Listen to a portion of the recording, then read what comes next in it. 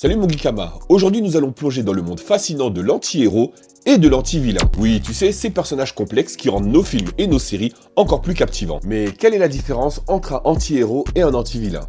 C'est ce que nous allons découvrir dans cette vidéo. Mais tout d'abord, qu'est-ce qu'un anti-héros? C'est un protagoniste qui manque de qualités héroïques classiques. Il agit très souvent pour des raisons personnelles et il peut utiliser des méthodes moralement discutables. Je vais prendre comme exemple le personnage de Walter White, mais je reviendrai dessus plus tard. Quant à l'anti-vilain, c'est un antagoniste qui possède des qualités positives. Là, je te prendrai comme exemple le personnage de Magneto qui se bat pour le bien des mutants, mais utilise des méthodes parfois extrêmes. Maintenant, je vais te donner quelques exemples pour illustrer mes deux propos. Tout d'abord, le personnage de Walter White dans la série Breaking Bad. Il commence comme un professeur de chimie, mais va finir par devenir fabricant de méthamphétamine.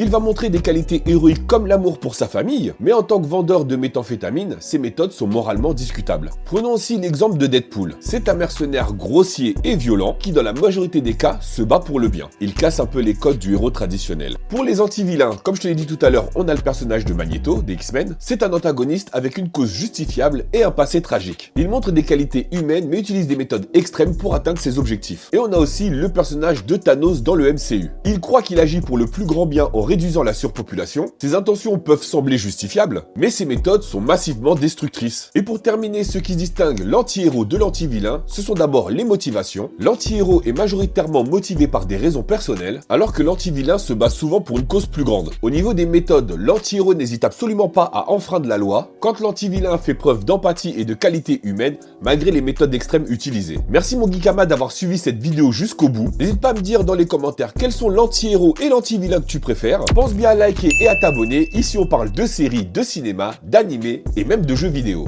Et moi je te dis à très bientôt pour une nouvelle vidéo.